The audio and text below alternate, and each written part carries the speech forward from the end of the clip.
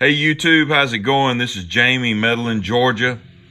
Just wanted to get on here and shoot a quick, hopefully quick, thread response video for Dan Powers. Dan had a thread a little over a week ago now called Gimme Fuel, Gimme 5.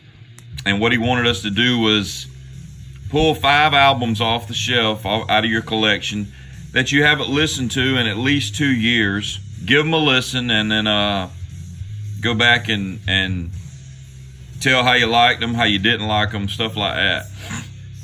So I picked 5. It's taken me a while to do this. I know his video is a little old, but this first one, I just love this cover. This first one is AC/DC's album from 2014, their last studio album they did, called Rock or Bust. I think I got this in 15, early 16. Pretty sure it's been at least 3 years since I pulled this off the shelf and listened to it. I like it. I put it on the stereo the other day and listened all the way through, and it's a good album. There's the hype sticker that I usually always try to keep. The CD is in my 6-disc changer here in the music room. In Rock We Trust. Some cool artwork. I don't normally like digipacks, but that's what you got with this. There's a cool shot of Angus. But yeah, it has I like the album. You can't go wrong with an AC/DC album. You know what you're getting before you put the disc in, before you drop the needle, however you're listening to it. Of course, rest in peace, Malcolm Young. Malcolm did not play.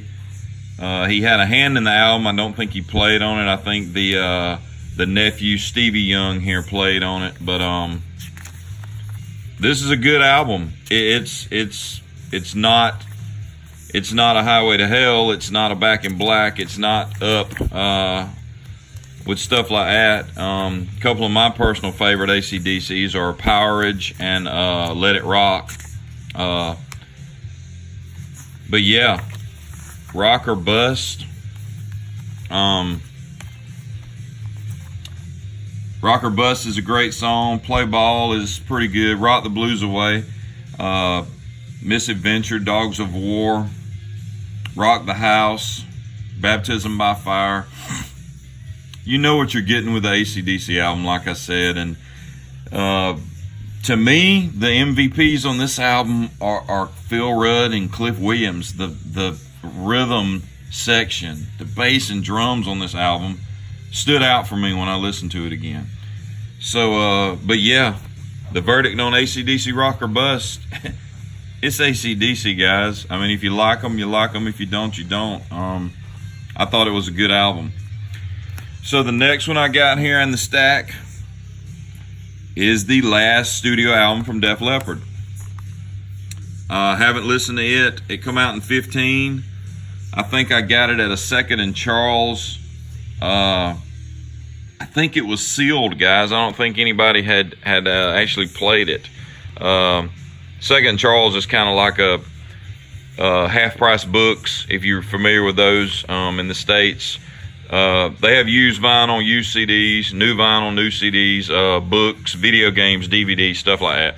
Anyway, I bought it, and again, that CD's missing from the case because it's in the stereo. Def Leppard, their self-titled album, excuse me, guys, from 2015. It's been at least 3 years, I think, since I put this on. I have mixed feelings about this. I like the songs Let's Go. I like Dangerous. Man Enough kind of channels a little Queen. Another One Bites the Dust. That's what that reminds me of. And then you have Invincible's a good song. It gets into some ballads and some slower mid-tempo songs, which is what Def Leppard has been doing, you know, on the past few albums. Not many rockers.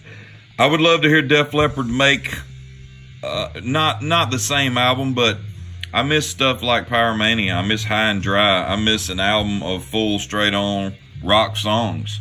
Def Leppard hasn't done that, in my opinion, in a while. But this is a good album. I wouldn't say it's a great album. After I listen to it again, I kind of feel the same way I did as when I first bought it. But that's the self-title from Def Leppard from 2015. So that's the second one. Third album, Alice in Chains self-titled album, the Three-Legged Dog album. This album came out, this is not a new album. This album came out, I believe, in 95. This never was my favorite Alice in Chains album. It's not one. And again, the disc is in the player. It's not one of my favorite Alice in Chains songs. I love this case, the original case it came in. Some of them were, this part was purple and the inner tray was green, or neon green or yellow or whatever you call it. This is the original one that I bought. So it's not, Dirt's my favorite Alice in Chains album. I mean, there's not much I know to say about this album. I listened to it again. I really don't like it now as much as maybe I did when it came out. The depression, the way, I don't know. Grunge was a different animal. Alternative music was different, and it kind of, listening to it now kind of drags you down. I mean, when you think about the sadness and the addictions that Lane Staley fought. So Grind's a pretty good song. Brush Away's okay. Heaven Beside You, I think, was a pretty big hit. And after that, I don't. Sludge Factory, maybe. I don't know. I probably only like half of this, and the rest of the latter half I don't really care for. And that's kind of the way it was when I first bought it. But oh, it's been at least, it's probably been 4 years since I listened to this one, and I kind of feel the same way about it. Doesn't do much for me. I love the EPs of Alice in Chains. I love Sap. I love Jar of Flies. I don't own those on CD. I used to and sold them like an idiot. But Dirt's probably my favorite. I like Facelift. And I haven't really listened to any of the new albums with the new singer. But I may check those out, may give them a chance. But anyway, that's the third one, Alice in Chains. I'm up to 8 minutes trying to make this fast, but it's not working. Queensryche, Promised Land. This was probably the last good Queensryche album to me. I really like Empire, and of course, Dan, your favorite album, Operation Mindcrime. What a masterpiece that is. This is good. I Am Eyes, cool song. Promised Land, the song. Disconnected. This was a good album. They started to fall off really at this album for me. I was a big fan of Empire. I listened to this again. I appreciate it a little bit more than I did when it first come out. I gave it a real good listen. The album after this, Here in the Now Frontier, is just garbage to me. I don't like that album.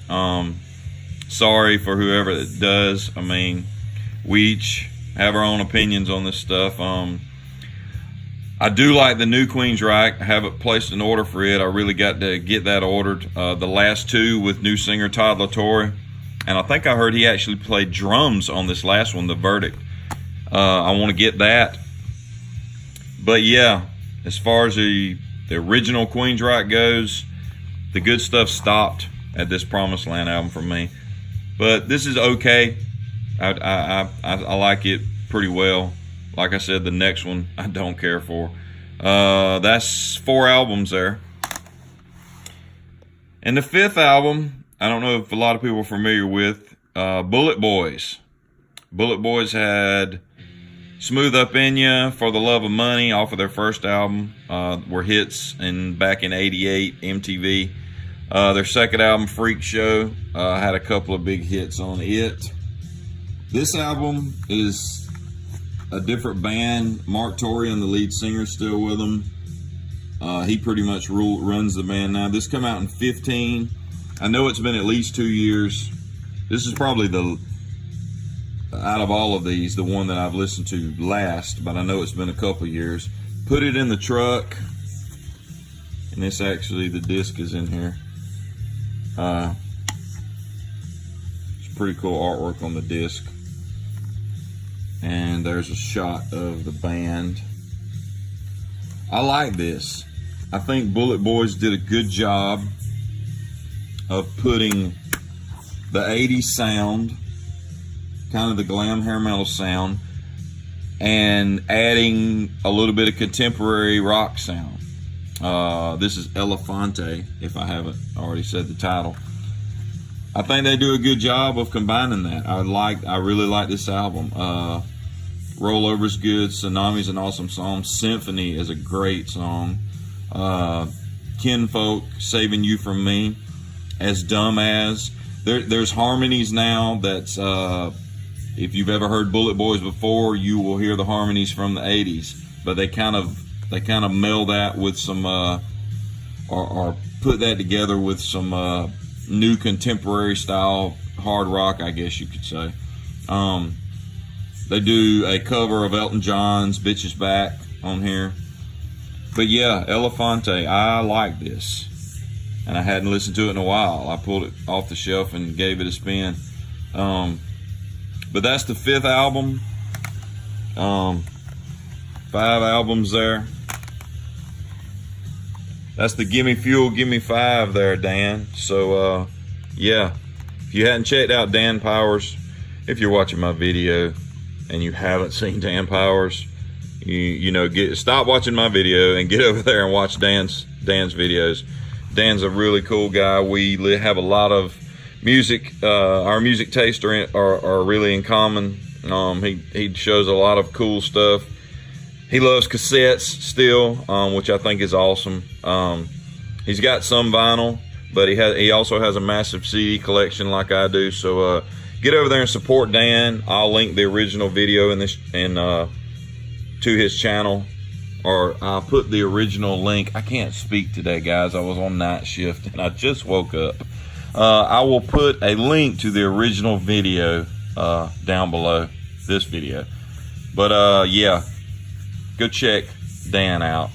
So that's Gimme Fuel, Gimme 5. There you go, Dan.